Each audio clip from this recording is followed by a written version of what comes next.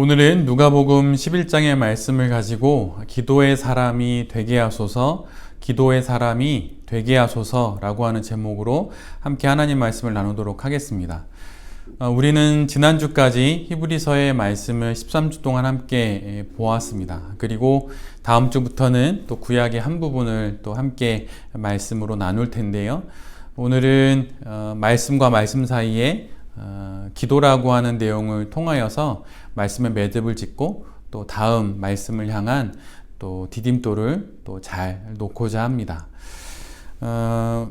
오늘날 사실 일반적인 많은 성도님들이 기도를 많이 이야기하긴 하고 또 기도를 많이 또 배우기를 원하고 있기도 합니다.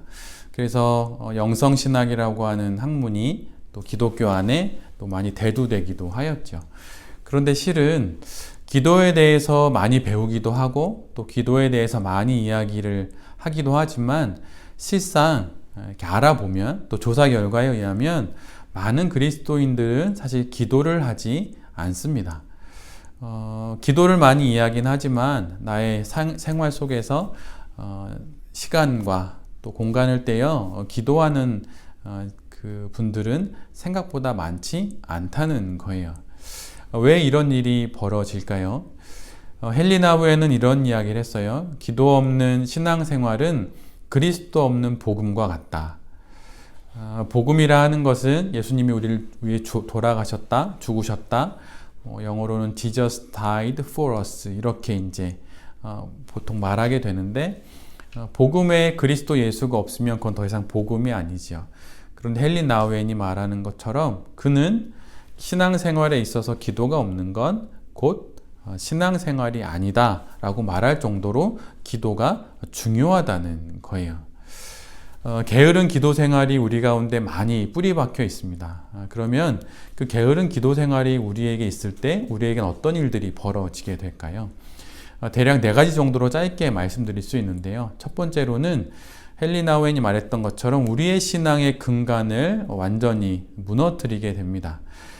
기도 생활을 통하여서 우리는 우리 신앙 생활의 뿌리를 이렇게 깊이 내리는 건데 우리의 신앙 생활 속에서 기도가 없으면 즉 그 뿌리가 너무 얕게 짧게 땅에 내리는 거죠. 그러면서 점점 우리의 신앙 생활이 위험한 지경에 이르게 됩니다. 하루 기도 안 하면 한 주 기도 안 하는 건 정말 쉽고요. 또 한 주 기도 안 하면 한 달 기도 안 하는 건 더 쉽습니다. 그리고 한 달 기도 안 하면 1년 정도 기도 안 하는 건 어렵지 않아요. 공예배에 참여해서 말씀을 듣고 또 공적인 예배를 함께 드리고 또 기도를 드리는 것으로 신앙생활이 유지된다고 여기기 때문에 1년을 기도를 쉬어도 2년을 기도를 쉬어도 아무런 기도에 대한 이 부담감 이런 것들이 크게 일어나지 않는 것이죠. 근데 그 모든 것의 시작이 게으른 기도 생활 때문입니다. 그리고 두 번째로는 게으른 기도 생활은 우리에게 견고한 기도 세계를 구축하지 못하게 해요. 우리 모두는 기도를 정말 잘하고 싶고 또 깊은 신앙의 생활을 경험해 보기를 원합니다. 그러려면 아주 견고한 기도 세계가 있어야 되겠죠. 그런데 그 견고한 기도 세계는 매일매일 꾸준히 살아가는 그 기도 생활을 통하여서 기도 세계가 구축이 되는 거예요. 근데 게으르고 하루 안 하고 또 이틀 안 하고 한 주 안 하는 그런 게으른 기도 생활로는 결코 견고한 기도 세계가 구축될 수는 없는 것이죠. 그리고 세 번째로 게으른 기도 생활은 우리로 하여금 자꾸 옛 성품으로 살아가게 합니다. 우리는 그리스도 예수를 믿어서 새 사람이 되었고 이제는 새로운 성품으로 자꾸 나아가야 하는데 그렇게 나아가는 우리의 신앙의 성숙의 단계에 있어서 기도가 아주 대단한 일을 하게 되는데 그 기도를 드리지 못하고 또 기도를 하지 않으니 자꾸 옛 성품으로 돌아가게 되는 거예요. 그러면서 예수님은 오래 믿고 또 구원은 받았지만 깊어지지 않는 신앙생활로 끊임없이 제자리 걷기만 하는 그런 모습이 되는 것이죠. 그 모든 원인이 기도 생활을 깊게 하지 또 기도 생활을 꾸준하게 하지 않기 때문입니다. 그리고 네 번째로는 신령한 가치를 따라 살지 못하게 만드는 것이 바로 게으른 기도 생활이 우리에게 하는 것입니다. 꾸준히 열심히 기도 생활을 하지 않으니 우리로 하여금 이 현실을 넘어서서 저 멀리 영의 눈으로 바라볼 수 있는 신령한 가치를 바라보지 못하게 하고 또 그것을 바라보지 못하니 그곳을 향해서 나아가지 않는 것이죠. 자꾸 내가 땅의 것들에 묶이고 또 나의 현실의 일들에 자꾸 나의 영혼의 발목이 잡힌다면 그것은 내가 기도를 꾸준히 하지 않기 때문입니다. 기도를 많이 하는 분들과 이야기를 나누다 보면 그분들의 이야기 속에는 항상 등장하는 게 있는데 그것은 무엇이냐면 제가 기도 생활하면서 이런 거를 많이 느낍니다. 이런 이야기를 늘 하게 되어 있어요. 그런데 기도 생활이 없는 분들과 이야기를 나누다 보면 그분들은 대부분 다 현실의 문제들을 계속 이야기를 하세요. 우리는 살아가면서 많은 문제들이 누구나 있지요. 그런데 그 많은 문제들을 기도로 꾸준한 기도 생활로 그 문제들을 함께 지나가는 분들은 문제를 이야기하기도 하지만 문제와 함께 그 문제를 두고 했던 기도 생활을 말하게 되어 있어요. 그런데 기도 생활이 없는 분들은 끊임없이 문제만 이야기합니다. 혹시 지금 내가 누군가에게 나의 삶을 나누고 또 그럴 때 혹시 문제만 나누고 있는 것은 아닌지 한번 뒤돌아볼 필요가 있습니다. 우리의 이 게으른 기도 생활을 뒤로하고 또 성실한 또 꾸준한 기도의 사람이 되기 위해서 우리에게 필요한 것들이 몇 가지 있는데 그 첫 번째는 경건한 기도하는 사람, 경건한 신자가 되기 위해서 구별된 시간을 정해 놓는 것입니다. 언제 어떤 시간에 하루 중 어느 시간에 내가 기도를 할 것인지를 미리 정해 놓는 거예요. 그럴 때 기도의 사람이 될 수 있습니다. 우리가 잘 알고 있는 10계명 중에 1계명부터 3계명까지는 하나님을 향한 계명이고 또 5계명부터 10계명까지는 사람들을 향한 계명입니다. 근데 그 가운데에 제4계명은 무엇이냐면 안식일을 기억하여 거룩하게 지켜라 라고 하는 제4계명이 있습니다. 시간에 대한 말씀이 그 가운데에 있는 거예요. 하나님을 향한 계명과 사람들을 향한 계명의 한가운데 시간을 향한 계명이 먼저 주어집니다. 멈춰서서 시간을 생각해보고 시간의 키를 부여잡고 하나님을 향하여 섬기고 또 사람들을 섬기는 그 일을 해야 한다는 것이 10계명이 우리에게 보여주는 것이죠. 시간을 정해놓고 기도하는 것이 매우 중요합니다. 시간을 정해놓지 않는다고 하는 것은 기도하지 않겠다는 것과 똑같을 수 있어요. 왜냐하면 현대인은 너무 바쁘기 때문이죠. 그래서 내가 하루 중 어느 시간에 또 일주일 중 어느 시간에 내가 기도를 할 것인지 반드시 시간을 정해둘 필요가 있습니다. 그래야 그 시간을 기준 삼아 기도를 할 수 있기 때문이에요. 매 시간을 정해서 기도를 해야 합니다. 그렇지 않으면 우리의 마음이 바람에 나는 겨와 같이 상황과 또 사건에 따라 흔들리고 또 이렇게 흔들리다 보면 요동치는 인생 속에서 닥쳐오는 문제들을 해결하는 것에 급급하게 되기 때문이에요. 생각하는 대로 살지 않으면 사는 대로 생각하듯이 기도하는 대로 살지 않으면 사는 대로 기도하는 법입니다. 그래서 늘 언제나 기도하기 위한 시간을 먼저 구분해 놓아야 해요. 두 번째로 기도의 사람이 되기 위해서는 기도하기 위한 공간을 따로 구분해 두어야 합니다.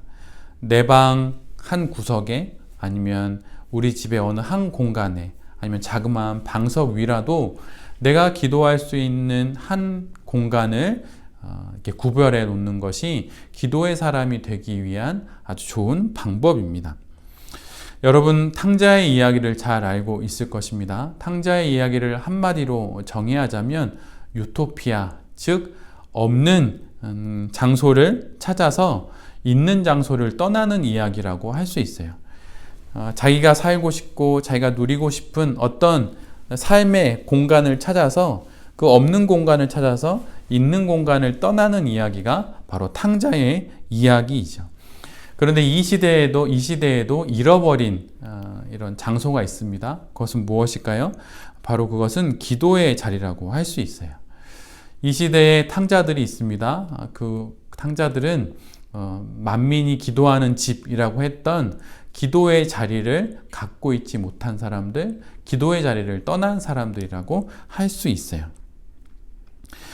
새벽 미명에 자고 있는 제자들을 뒤로하고 예수님도 기도의 자리를 찾아 나가셨습니다. 어느 곳이든 기도하는 장소가 될 수 있으셨고, 또 어떤 상황이든 기도할 수 있는 분이 예수님 아니셨을까요? 그런데 예수님도 새벽 미명 시간을 구별하고 또 들판과 또 산속에 들어가셔서 혼자 기도하셨다면, 그렇게 공간을 구별해 두셨다면 하물며 우리 역시 마땅히 그렇게 공간을 구별하는 것은 당연한 일이겠지요. 마틴 부버라는 사람이 이런 이야기를 했어요. 이 시대는 집 상실의 시대이다. 돌아올 집을 잃어버린 시대라고 볼 수 있다는 거예요. 그런데 이 말이 오늘 우리가 함께 나누는 기도에 대한 이야기로 가져오면 우리 모두는 기도의 집을 잃어버린 시대를 살고 있는 것은 아닌가라는 생각이 듭니다. 수사들은 우리 모두 잘 알다시피 수도원에 들어가서 이제 거기서 평생을 지내게 됩니다. 근데 일정 시간이 지나면 수사들이 수도원에서 한 가지 서약을 하게 되는데, 그것은 무엇이냐면 정주의 서약이라는 것을 하게 돼요. 그 정주의 서약은 무엇이냐면 다른 곳이, 더 좋은 어떤 곳이 있다고 하는 그런 환상에 빠지지 않고 평생을 한 장소에서 머물겠다고 하는 그런 서약, 정주의 서약을 하는 것이 바로 그 정주 서약입니다.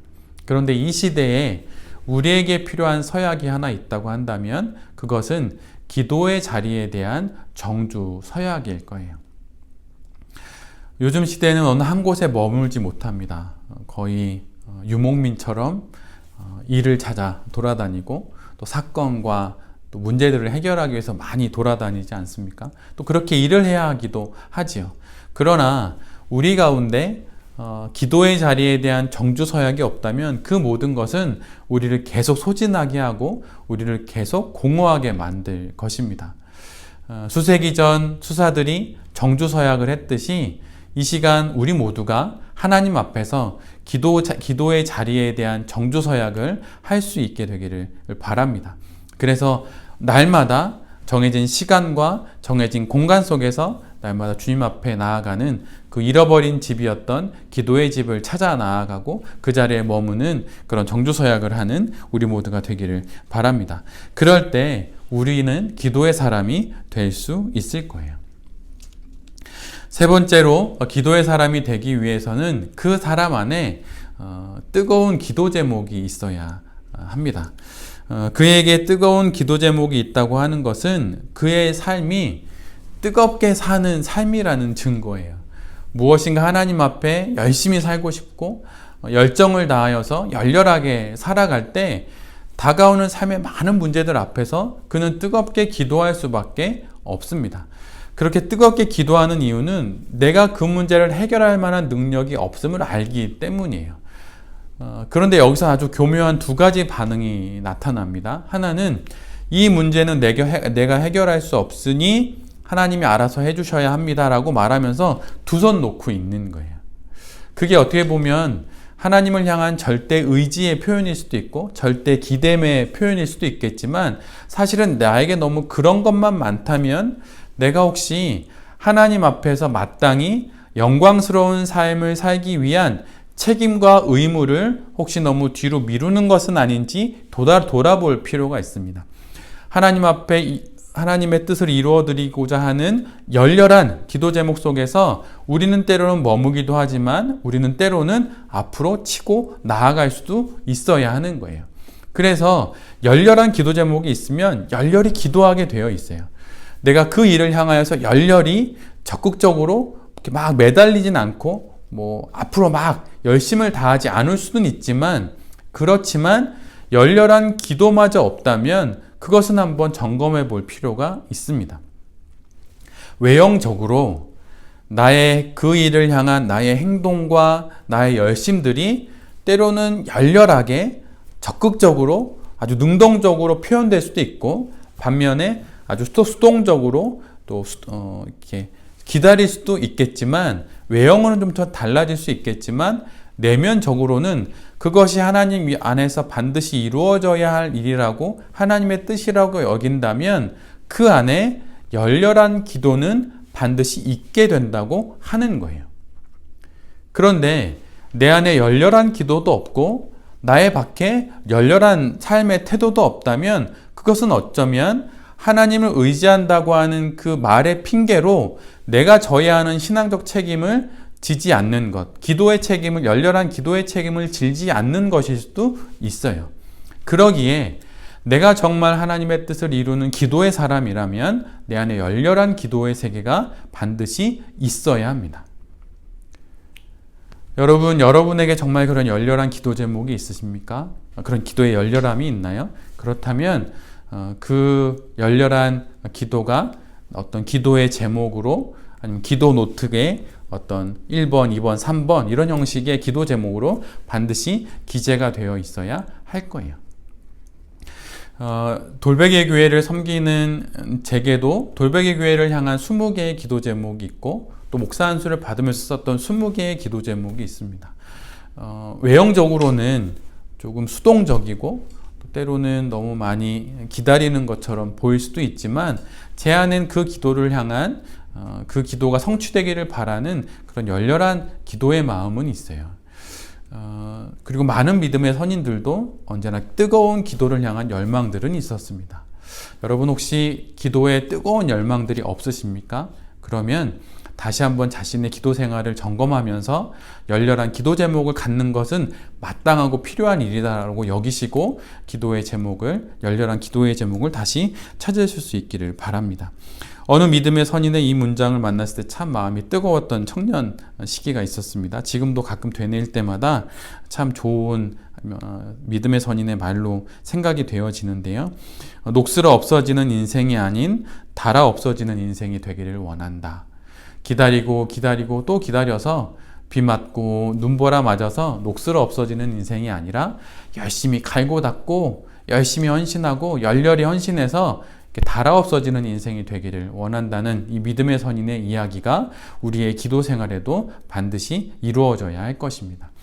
여기 이 말씀을 나누는 저나 이 말씀을 듣는 성도님들이나 우리 모두가 다 녹슬어 없어지는 것이 아니라 닳아 없어지는 그런 열렬한 기도의 세계를 갖는 우리 모두가 되기를 간절히 바랍니다. 네 번째로는 기도의 사람이 되기 위하여서는 마음의 진실함과 겸비한 마음이 있어야 해요. 기도는 아파서도 할 수 있고 또 건강해도 할 수 있고 아무 것이 없을 때도 할 수 있는 게 바로 기도이죠. 감옥의 독방에 들어가서도 할 수 있는 것이 기도이고, 소란한 가운데서도 할 수 있는 것이 기도예요.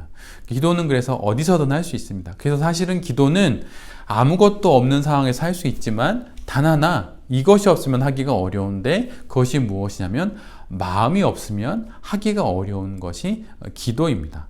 그래서 기도의 사람이 되기 위해서는 마음이 있어야 하는데, 그 마음은 진실함과 또 겸비한 마음, 그것이 있을 때 우리는 기도를 드릴 수가 있어요. 잠언 4장 23절에 이런 말씀이 있지요. 모든 지킬 만한 것 중에 더욱 내 마음을 지키라. 생명의 근원이 이에서 남이니라.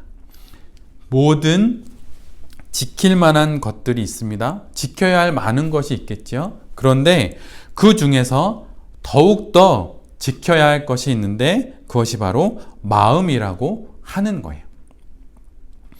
여러분은 마음을 지키기 위해서 얼마나 애를 쓰십니까? 그런데 그 마음을 지키는 것이 기도의 사람이 되는 방법이에요. 마음을 지켜내기 위하여서 나의 눈을, 나의 시선을 지키고, 또 마음을 지켜내기 위해서 나의 언어 생활을 지키고, 또 그렇게 하는 것이죠. 쓸데없는 것에 나의 마음이 기울어지고, 또 쓸데없고 또 의미 없는 것에 나의 마음이 쏠리는 것을 경계하는 것, 그것이 기도의 사람이 되는 방법입니다.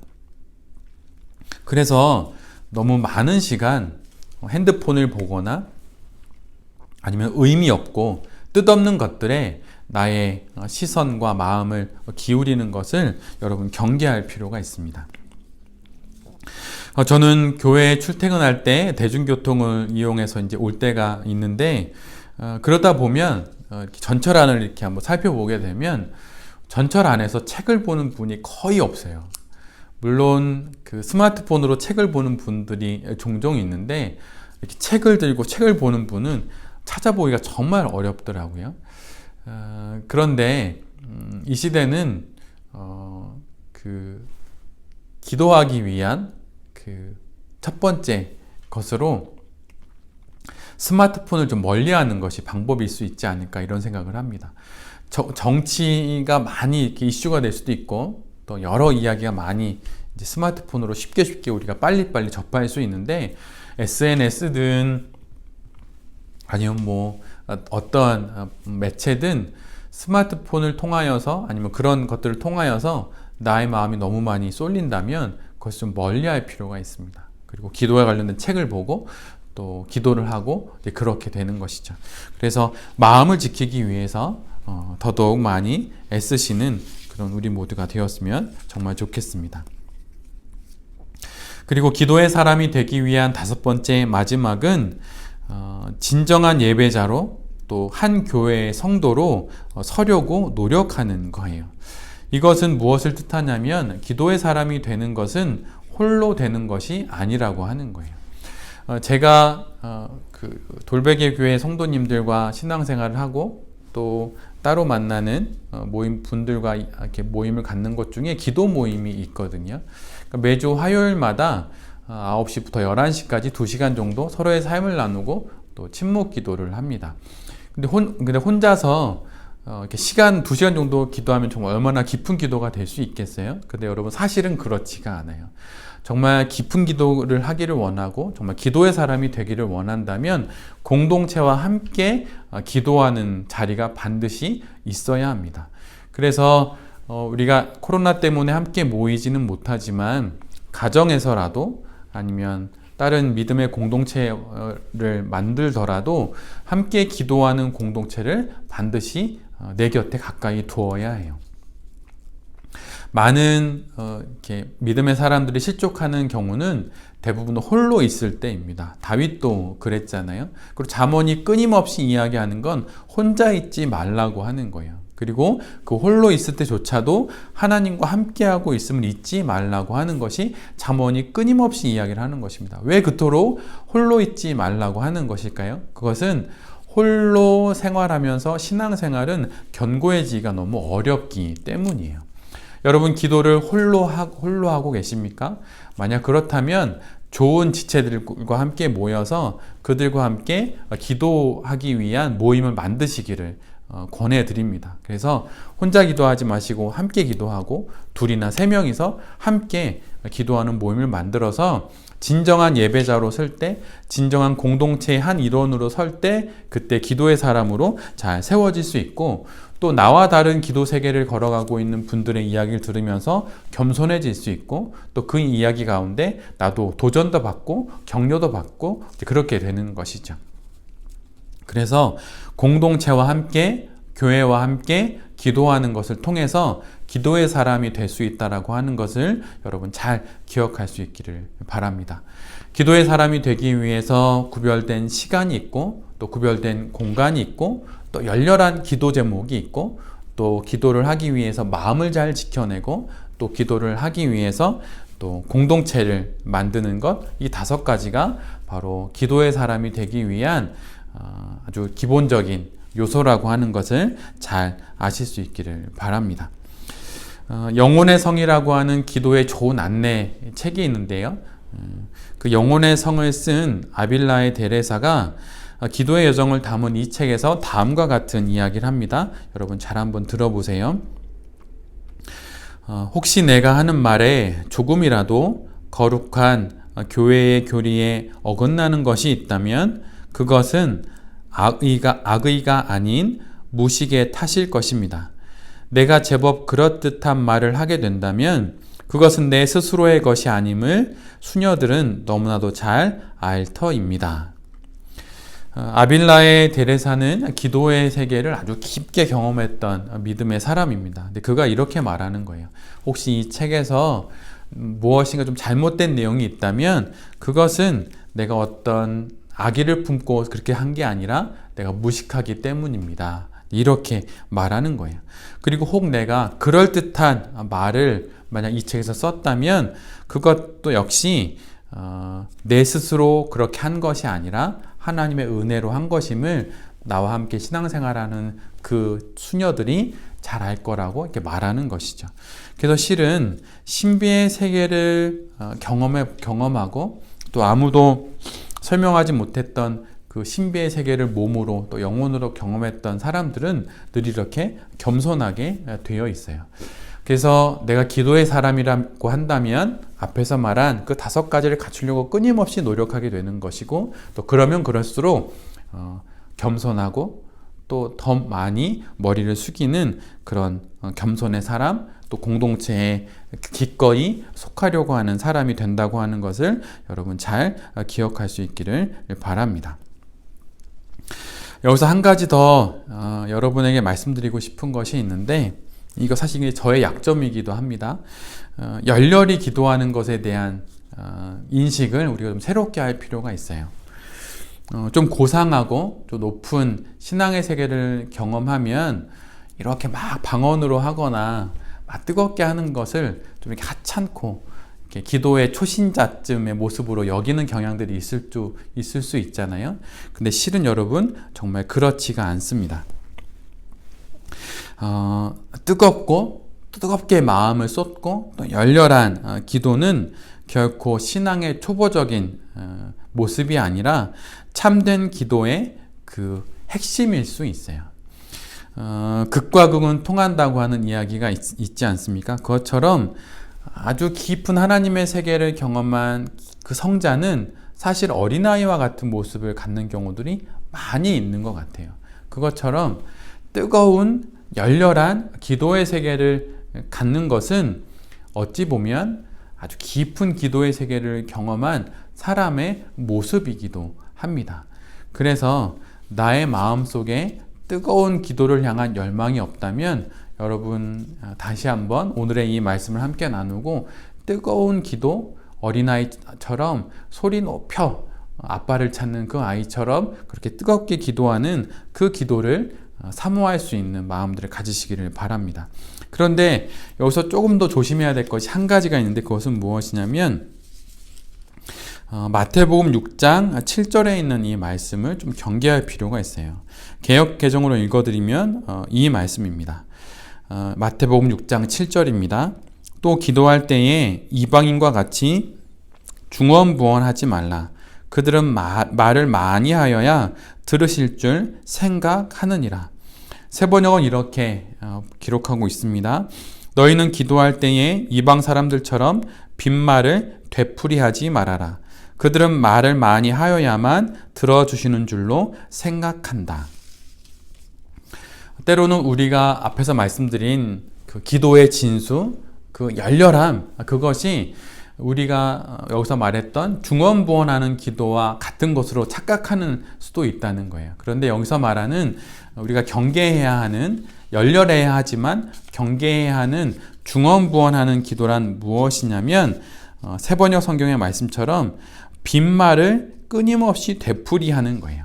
근데 이것이 같은 기도 제목을 오늘 하고 내일 하고 모레 하고 그런 외형적인 것을 말하는 것이 아니라 마음이 왼쪽 갔다 오른쪽 갔다 또 저기 갔다 여기 갔다 하는 것이 바로 중언부언하는 기도라고 하는 거예요.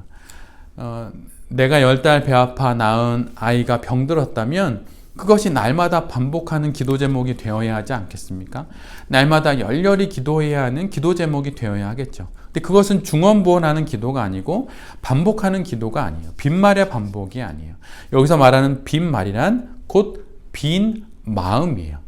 기도에 있어서 제일 중요한 게 마음이라고 했는데 빈 마음, 깡통 같은 마음이에요. 그래서 비록 입은 열어서 청산유수처럼 온갖 미사오고를 갖다 대어서 기도를 하지만 빈 마음으로 드리는 기도이기에 그것이 곧 중언부언하는 기도라고 하는 것이죠. 마음이 하나님을 향하지 못하는 기도, 그것이 바로 중언부언하는 기도입니다. 그래서 혹 뜨겁고 열렬하게 하는 기도를 중언부언하는 기도와 이렇게 같은 걸로 보지 않기를 바랍니다. 그래서 나의 마음이 하나님을 향하고 있다면, 또 그 향하는 시선 안에서 오늘의 기도 제목과 내일의 기도 제목이 같다면 그것은 결코 빈말의 반복, 또 중언부언하는 기도가 아닌 것을 아시기를 바라고, 또 그런 가운데 끊임없이 뜨겁게 열렬히 기도할 수 있는 그런 우리 모두가 될 수 있기를 간절히 바랍니다. 하나님을 향한 한결같은 마음, 그것을 갖고 기도를 한다면 그것은 바로 하나님이 그토록 애타게 찾으시는 그런 기도라고 할 수 있는 것이죠. 이러한 기도의 요소들을 갖고 기도를 한다면 기도의 세계를 또 더 깊게 경험할 수 있으리라 생각이 듭니다. 이렇게 기도의 5가지 요소들을 갖춘 기도의 사람으로 살아가다 보면 기도의 세계를 구축하게 되는 그 첫걸음을 딛게 되는데, 좀 더 구체적으로 말씀드리면 기도의 세계를 구축하는 4가지가 있다고 보통 말씀드릴 수가 있어요. 근데 오늘은 그 중에 한 가지만 먼저 말씀을 드리려고 합니다. 기도의 사람이 하나둘 모여서 함께 기도하기도 하고 때로는 혼자 기도하기도 하지요. 그런데 이런 기도의 사람이 되기 위한 요소들을 가지고 기도의 세계를 구축하려고 할 때 우리에게 도움이 되는 한 가지가 있다면 그 첫 번째는 바로 의식성찰이라고 하는 것입니다. 기독교 역사에서 보면 의식성찰이라고 하는 것을 끊임없이 기도의 사람들은 해왔습니다. 아주 오랜 전통을 가진 고전적인 영성훈련이기도 한데요. 이것은 무엇이냐면 자기 내면의 하나님을 발견하는 일입니다. 나의 의식을 성찰하는 것을 통해서 나의 내면에 계신 하나님을 발견하는 일이에요. 두 번째로는 동시에 하나님의 눈으로 자신을 보는 것이 의식 성찰입니다. 그러니까 나의 내면에 하나님을 발견하는 일이 의식 성찰이고, 또 하나는 그런 하나님을 바라봄으로 말미암아서 내 자신을 발견하는 것이 의식 성찰이라고 하는 거예요. 그래서 이러한 2가지를 의식 성찰을 통해서 할 때 기도의 세계가 더 견고하게 구축이 됩니다. 그러면서 나의 마음의 상태를 돌아보기도 하고, 또 나의 생각과 감정, 또 언어와 행동들을 이렇게 살펴보고, 또 그것이 어떤 동기로 그것들이 모두 일어났고 또 어떠한 과정들을 겪고 있는지를 점검하게 되는 것이죠. 그래서 이런 점검을 통해서 하나님을 또 알게 되고 또 내 자신을 더 깊이 알아가게 되는데, 이런 의식 성찰이 기도의 사람이 되어가는 데 있어서 매우 유익하다고 옛부터 믿음의 선인들이 해왔던 영적인 습관이라고 할 수 있습니다. 의식 성찰은 좀 더 다른 말로 설명을 드리자면 하나님께 날마다 자기 영혼을 맡기고, 또 하나님의 눈과 또 하나님의 시선과 하나님의 지혜로 내 자신을 날마다 살펴보는 것을 통하여서 하나님의 마음과 하나님의 뜻에 맞는 그리스도인으로 성장하는 그런 과정이라고 할 수 있어요. 이런 과정을 통하여서 기도의 사람, 마땅히 그리스도인이 되어야 하는 그 기도의 사람이라고 하는 그 모습으로 잘 빚어질 수 있는 것이죠. 그런데 이 의식성찰은 어떤 방법과 기교라고 하기보다는 성경을 근간으로 하고 있는 오랜 영적인 영성의 훈련이라고 볼 수 있어요. 시편 139편 23절로 24절에 이런 말씀이 있습니다. 하나님이여 나를 살피사 내 마음을 아시며 나를 시험하사 내 뜻을 아옵소서. 내게 무슨 악한 행위가 있나 보시고 나를 영원한 길로 인도하소서. 그래서 의식성찰이라고 하는 것은 내가 내 스스로를 막 돌아보고 반추하고 막 이런 의미라기보다는 하나님의 시선으로 나를 보는 것입니다. 그래서 하나님을 먼저 봐야 하고 그 다음에 하나님의 시선으로 나와 나의 삶을 돌아봄으로 말미암아서 더더욱 거룩한 성도가 되는 것이고, 이것이 기도의 사람이 되는 데 있어서 아주 큰 역할을 한다고 하는 것이죠. 그런데 이 모든 것이 가능한 것은 시편 139편의 말씀처럼 하나님이 나의 모든 것을 아시고 나의 모든 것을 살피신다고 하는 것을 우리가 믿는 그 믿음으로 그 모든 것이 그 믿음 위에서 의식성찰이 이루어질 수 있는 거예요. 그래서 의식성찰은 성경을 기반으로 하고 있다고 말씀드릴 수가 있습니다. 여러 영성훈련의 믿음의 선인들의 책을 읽어보면 그 믿음의 선인들은 의식성찰을, 하나님을 바라보고 또 하나님을 통해서 나를 바라보는 이 의식성찰을 하루에 2번 하기를 권해요. 아침 저녁으로 하거나 뭐 그렇게 권하는데 일반적으로 현대는 또 그렇게 하기가 어렵기 때문에 아침에는 묵상을 큐티를 하고 또 저녁에는 의식성찰을 하는 것을 보통 많이 하게 됩니다. 저도 그런 식으로 신앙생활을 하는데요. 보통은 한 15분에서 20분 정도 의식성찰을 하는 것을 권하는데, 그렇게 하기가 좀 어려우면 10분 정도 하기를 여러분에게 권해드리고 저도 그렇게 많이 하는 편입니다. 이제 10분이라고 하는 시간으로 좀 한정해서 우리가 좀 이해하기 편하게 이 부분을 시간을 좀 나누자면, 첫 번째 1분과 또 뒤에 3분, 3분, 3분 이렇게 해서 10분 정도로 나눌 수가 있어요. 그래서 첫 번째 1분은 준비라고 볼 수 있는데, 첫 번째는 감사의 마음으로 또 하나님의 은혜를 간구하는 마음으로 짤막하게 하나님을 이렇게 찾는 기도라고 볼 수 있습니다. 전체가 기도의 과정이라고 이해해도 되고, 또 이런 의식성찰이 그 용어가 어떤 지적인 것을 뭐 활용해야 된다는 느낌이 있는데 전혀 그렇지가 않습니다. 이것도 기도인데, 의식성찰이라고 하는 이 전체 10분의 과정은 일종의 기도라고 볼 수 있는데, 그 첫 번째 기도 1분의 기도는 하나님께 감사하는 마음으로 하나님 앞에 서게 해달라는 기도를 드리고, 또 이 이후로 진행되는 이 의식성찰의 과정 가운데 은혜를 더해 달라고 간구하는 거예요. 근데 그 간구하는 그 기도는 어떤 것을 간구하냐면, 하나님이 나의 모든 것을 알고 계심을 제가 믿게 해 주십시오. 그리고 하나님께서 나를 그 모든 것들 가운데, 모든 상황과 사건들 가운데 나를 지켜보고 계시다고 하는 그 사실을 제가 알고 그것에 감사하고 또 하나님께 은혜를 간구한다는 마음으로 그렇게 이 과정을 지나가면 됩니다. 그래서 첫 번째는 하나님 당신이 나의 모든 것을 알고 계십니다. 감사합니다. 이렇게 기도를 드리고, 그 다음에는 하나님 이제 제가 저의 하루를 돌아볼 텐데 이 과정 가운데 하나님의 일하심을 잘 식별할 수 있는 은혜를 주십시오. 이렇게 감사와 은혜를 간구하는 내용으로 앞에 1분 정도를 기도하시면 됩니다. 그 다음에 뒤에 9분은 3분으로 3개로 끊어서, 첫 번째는 3분 동안 물론 다 침묵으로 기도하는 건데, 첫 번째는 찾는 과정이라고 할 수 있어요. 하나님의 눈으로 지난 하루의 시간을 되돌아보는 것입니다. 마치 24시간을 영화를 다시 되돌려 보듯 그렇게 쭉 되돌아보는 거예요. 이때 나의 마음속에 일어났던 어떤 감정적인 일들, 또는 나를 계속 어떤 묶어놓는 어떤 사건들, 또 그 사건에서 일어나는 그 감정들, 그것을 이제 무엇인지 되돌아보는 것입니다. 그래서 이 첫 3분간의 침묵 속에서 그 감정을 찾는 거예요. 요점은 감정을 찾는 것입니다.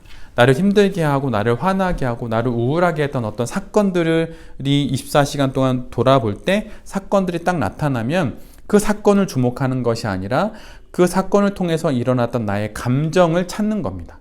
오늘 운전을 하다가 앞차와 이렇게 크락션을 울리면서 어떤 일이 벌어졌는데 그때 너무 분노가 일었어요. 예를 들면, 그럼 그때 그 분노의 감정을 하루에 24시간 여러 감정들 중에 가장 크게 나에게 다가왔던 감정이라면 그 감정을 이렇게 찾는 거예요. 그 다음에 두 번째는 그 감정으로부터 시작하는 건데, 침묵 속에서 그 감정 속으로 들어가는 것입니다. 그래서 그 감정을 느끼는 것에 머물지 않고 그 감정의 밑바닥에는 어떠한 것이 있는지를 보는 거예요. 그래서 혹시 그 감정을 느끼는 게 어떠한 과거의 사건 때문이었는지 아니면 과거의 어떤 감정과 연관이 되어 있는 것은 아닌지 찾아보는 것입니다. 달리 말하면 내가 느꼈던 그 감정의 뿌리가 무엇인지를 찾는 거예요. 그래서 내가 오늘 어떠한 사건의 뉴스를 보고 갑자기 내 안에 큰 우울함이 찾아왔는데 그것이 나의 오늘 하루를 거의 좌지우지했다라 나에게 가장 크게 다가왔다 그러면 내가 왜 그것을 이렇게 크게 우울하고 두려운 것으로 느꼈을까라고 하고 그 뿌리를 보는 거죠.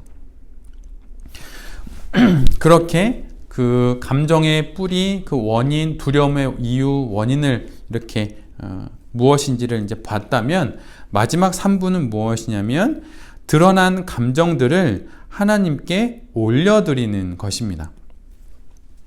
그 감정이 무엇 때문이었는지, 그래서 이것 때문이었구나 알았다면 그것을 해결하는 것이 심리학이나 다른 사회과학이나 어떤 영역의 인문학이나 그쪽의 영역이라면 의식성찰이라고 하는 건 거기서 해결로 나아가는 것이 아니라 그 마음을 그대로 안고 그것을 하나님께 올려드리는 거예요.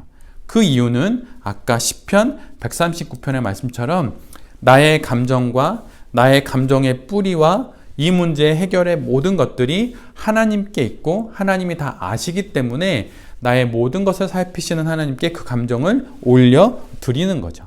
감정과 감정의 뿌리를 그대로 하나님께 올려드리는 것입니다. 그래서 하나님께 이렇게 고백할 수도 있어요. 그대로의 마음을 주님께 올려드리면서 이렇게 속으로 기도할 수 있죠. 하나님 참 힘듭니다. 이런 두려움을 느꼈고 또 두려움을 느꼈던 게 예전에 어떤 사건의 때문이었으면 제가 이제 알게 됐는데 거기에서 하나님 제가 참 힘들었습니다. 이렇게 하나님께 올려드리는 거예요. 그리고 또 이렇게 말할 수도 있어요. 하나님 제가 반복해서 이런 느낌을 계속 감정을 갖는데 언제쯤 이것이 해결될까요? 언제쯤 여기서 벗어날 수 있을까요? 아직도 먼 것입니까? 아직도 멀었나요? 이렇게 하나님께 올려드린 거예요. 그리고 왜 나만 자꾸 이런 일을 겪습니까? 이렇게 올려드릴 수 있는 것이죠. 그리고 그저 그렇게 고백하고 침묵을 하는 것입니다. 그러면 하나님의 영이 나와 함께 계심을 느끼게 되는데 그것이 이 과정의 목적이고 지향이라고 볼 수 있어요. 문제 해결이 아니라 이 모든 문제 속에 하나님께서 임마누엘로 함께 하시고 에베네셀로 이 문제를 해결해 가실 거다라고 하는 그 믿음을 갖고 하나님의 함께 계심을 내가 느끼는 것, 이것이 의식성찰의 마지막이라고 할 수 있습니다.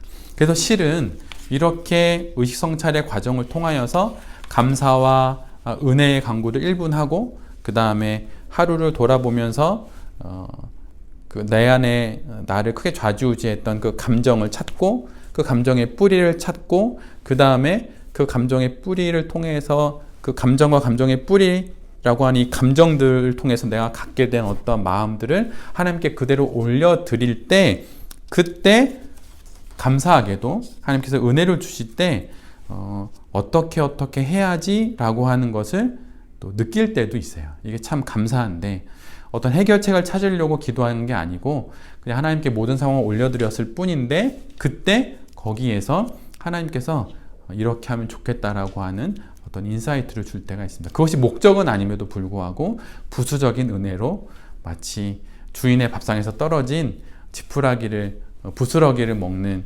그 심정으로 우리가 그것을 받을 때가 있어요. 얼마나 또 큰 은혜인지 모릅니다. 그런데 아무리 그게 나에게 중요하게 다가오고 정말 너무 유익하게 다가온다 하더라도 그것이 의식성찰의 목적은 결코 아닙니다. 하나님께 다 맡겨드리는 거죠. 그럴 때 하나님이 함께 하신다고 하는 믿음이 더욱더 생기고 더 깊어지게 되는 거예요. 초점은 사건이 아니라 이 모든 것을 아시는 하나님이라고 하는 것이죠. 그리고 맨 마지막에 이렇게 1분의 감사와 은혜의 기도, 그 다음에 세 단계에 걸친 기도를 다 하고 나서 이제 눈을 뜨게 되면 이제 짤막하게 마침의 기도를 드리고 하나님 은혜 주셔서 감사합니다 이렇게 기도를 드리고 그 다음에 의식성찰의 내용들을 기록하는 것이 중요해요. 그래서 기록이 매우 중요합니다. 그래서 기도 과정 가운데 있었던 내 안에 어떤 마음들을 기록하면 돼요. 그런데 기록하기 위해서 잘 기록하기 위해서 기도의 중간에 어떤 정말 기록하고 싶은 큰 은혜를 받았다고 해서 기도를 멈추고 기록하면 안 되고 기도를 다 마무리하고 그 다음에 그걸 정리하듯이 짤막하게 기록하면 됩니다. 기록이 목적이 아니라 그 기도 과정 가운데 주님을 만나는 게 목적입니다. 살아계신 하나님을 만나는 게 목적이지 만난 이후에 그 느낌을 적는 게 목적은 아니에요. 그런데 그 느낌을 적는 이유, 마무리하고 기도하는 기도를 정리하는 그 이유는 뭐냐면 다음번 의식성찰에 있어서 그 기록한 거를 읽고 그 다음에 의식성찰을 하는 것이 조금 도움이 되고 또 참고할 만한 것이 되기 때문입니다. 그래서 깨달음과 느낌을 기도로 올려드리고 그 다음에 그 깨달음과 느낌들을 기록으로 잘 정리해 놓으셨으면 그 이후에 좀 도움이 될 것입니다. 그 다음에 맨 마지막 마친 기도는 기도를 하고 기록은 하지만 그 다음에 꼭 주기도로 마치시기를 권해드려요. 저도 기도회를 인도하거나 침묵 기도회를 같이 하게 될 때 맨 마지막에 누군가의 기도를 하지 않고 주의 기도를 드림으로 마치게 되는데 그것이 아주 유익한 점이 많이 있고 또 많은 믿음의 전통에서도 또 그렇게 많이 해왔습니다. 그래서 주기도문으로 의식성찰을 마치시기를 바랍니다. 이렇게 하다 보면 기도의 세계가 이렇게 구축이 되고 또 기도의 사람으로 좀 더 잘 세워져 갈 수 있으리라고 생각이 듭니다. 의식성찰을 할 때 또 기도를 마친 후에 기록할 때 참고할 만한 질문들이 몇 가지가 있는데요. 이 질문들을 염두에 두면 내가 느꼈던 경험들을 또 좀 더 명확하게 이렇게 명료하게 정리할 수도 있을 것 같습니다. 그래서 제가 몇 가지 질문들을 이렇게 말씀을 드릴 텐데 그걸 참고 삼아서 의식성찰을 하는데 도움이 되셨으면 좋겠습니다. 제가 질문을 쭉 한번 읽어 드릴 테니 한번 잘 들어보세요. 오늘 하루의 삶에서 가장 감사했던 순간은 언제인가? 그 순간 나의 반응은 어떠했나? 오늘 하루의 삶에서 가장 힘들었던 순간은 언제인가? 그 순간 나의 반응은 어떠했나? 오늘 하루의 삶 가운데 하나님이 함께 계신다고 느꼈던 순간은 언제인가? 그것은 어떤 느낌인가? 오늘 하루를 돌아볼 때 하나님께 더 가까이 나아가는 삶이었는가? 하나님이 기뻐하시는 것은 무엇인가? 하나님이 기뻐하시지 않는 것은 무엇인가?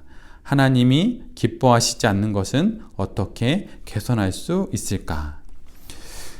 이런 질문을 통해서 의식성찰을 이렇게 해나가면 그럼 도움이 많이 되시리라 생각이 듭니다.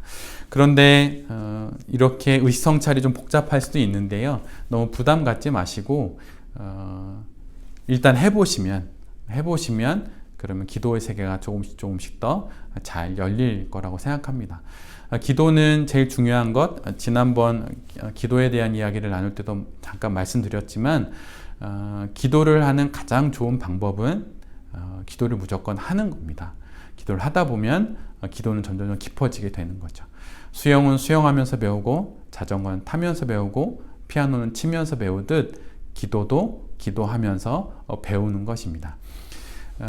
기도를 하면서 기도의 사람으로 점점 세워져 가고 또 의식성찰을 통해서 기도의 세계를 잘 구축해서 이 말씀을 나누는 저나 또 이 말씀을 듣는 성도님 모두 다 기도의 사람으로 잘 세워져 가서 주님께서 기도의 사람이 어디 있냐 이렇게 물으실 때 그때 우리 모두가 그런 기도의 사람으로 주님의 주목을 받는 사람들이 될 수 있기를 간절히 소원합니다.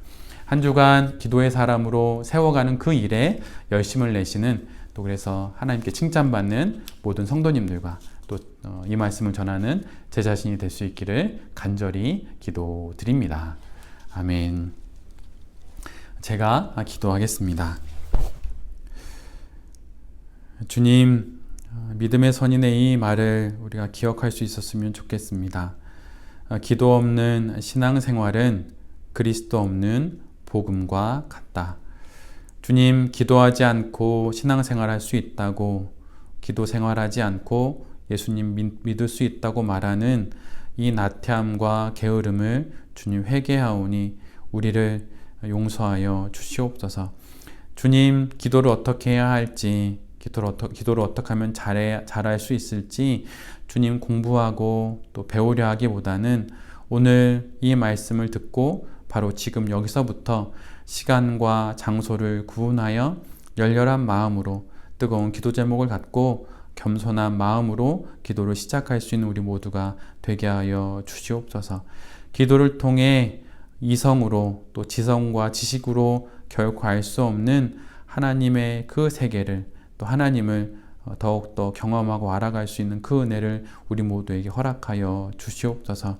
주님, 오늘 여기서부터 기도의 사람으로 세워져 갈 수 있도록 주님 우리를 지켜주시고 우리를 인도하시고 우리를 가르쳐주시고 우리에게 격려하시고 또 힘을 더하여 주시옵소서. 주님, 우리에게 날마다 기도를 가르쳐 주시옵소서. 이 모든 말씀 우리 주 예수 그리스도의 이름으로 간절히 기도드립니다.